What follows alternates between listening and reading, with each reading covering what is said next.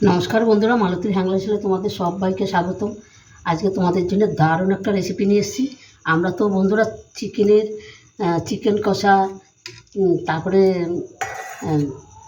নানান রকম ধরনের চিকেনের রেসিপি আমরা যে করি, চিকেন মহারানি, চিকেন মহারাজা, পাতলা ঝোল।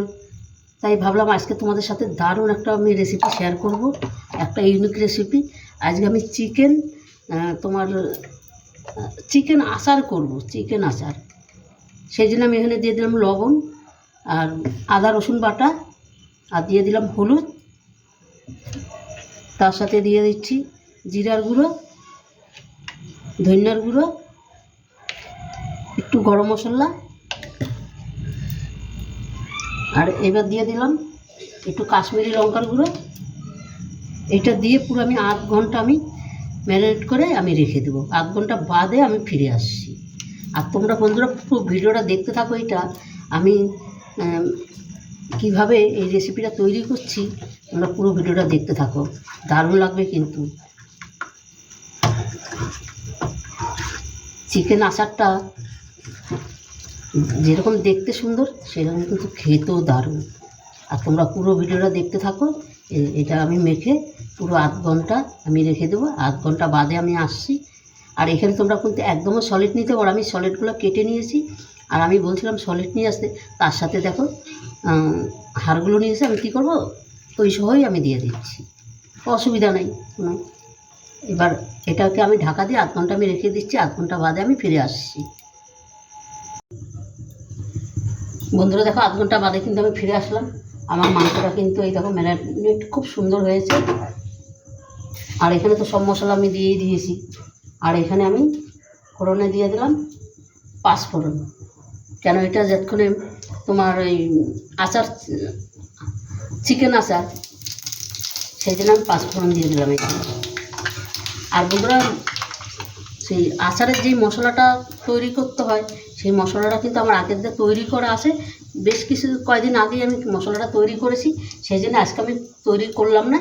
এই মশলাটা তৈরি করাও আমার ইউটিউবে দেওয়া আছে, তোমরা দেখে নিতে পারো। দিয়ে দিলাম পেঁয়াজ,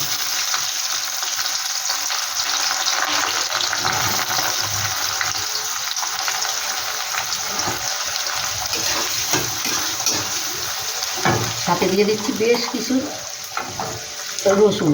কেন, আচারের রসুনটা থাকতে দারুণ লাগে খেতে। দিয়ে দিলাম কাঁচা লঙ্কা।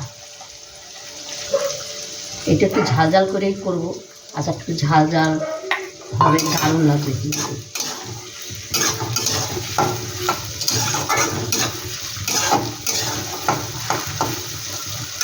এটাকে একটু লাল লাল করে আমি একটু ভাজা করে নিই।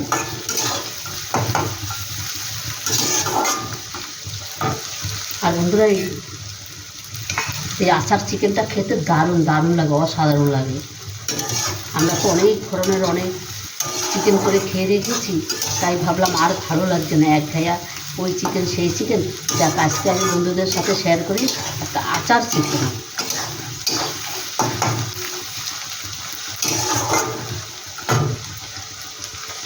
বন্ধুরা, এখানে আমি কারি পাতা নিয়েছি, কারি পাতাও দিয়ে দেবো। আর এই কারি পাতার গন্ধটা অসাধারণ আসবে কিন্তু।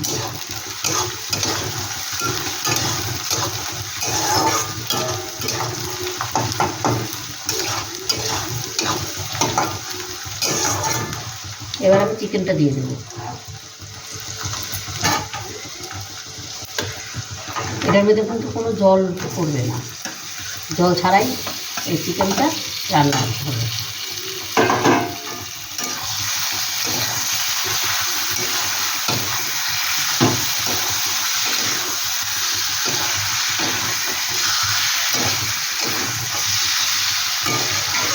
এখানে যে মশলাটা ভেজে রেখেছিলাম, সেই কিছু মশলাটা আমি এখন একটু দিয়ে দিচ্ছি।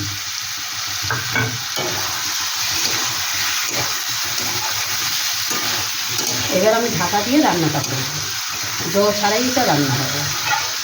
এটার মধ্যে কিন্তু আর কোনো কিছু টমেটো মানে কোনো কিছু আর দেওয়ার কোনো প্রয়োজন নেই। আর তোমরা পুরো ভিডিওটা দেখো, অসাধারণ একটা ভিডিও, দারুণ লাগবে কিন্তু। বন্ধুরা, অসাধারণ একটা গন্ধ বেরিয়েছে, দারুণ একটা গন্ধটা বেরিয়েছে। আর দেখো কালারটা দেখো, যেরকম আচার সেরকমই কিন্তু চিকেনটা সেরকমই হয়েছে, আচারের মতনই। দারুণ একটা গন্ধ, ও হো হো, এখনই মনে জিভে জল এসে যাচ্ছে। দেখো একদম কম মশলায় কত সুন্দর আচার চিকেন তৈরি করে নিলাম। এই দেখো কি দারুণ লাগছে দেখতে। এটাকে আরেকটু রান্না করবো, ঢাকা দিয়ে রেখে দিই। একটু ভাজা একটু রান্না করলেই রান্নাটা কমপ্লিট হয়ে যাবে। আর একটু আমি মশলাটা দিয়ে দিচ্ছি এখানে, আর একটু মশলাটা দিয়ে দিলাম।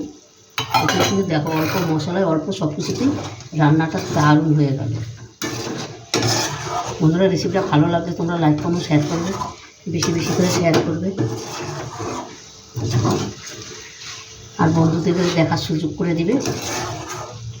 আর একটু ঢাকা দিয়ে আর 5 মিনিটের মতো রান্না করে কিন্তু আমার রান্নাটা কমপ্লিট হয়ে যাবে। আর এইভাবে একবার এই আচার চিকেন করে রান্না করে খেয়ে দেখবে, ছোটো বড় তখন কিন্তু সবাই বলবে অন্য চিকেন খাবে না, তখন এইভাবেই কিন্তু রান্না করে দিতে হবে। মানে এতটাই দারুণ, এতটাই খুব লোভনীয় হয়।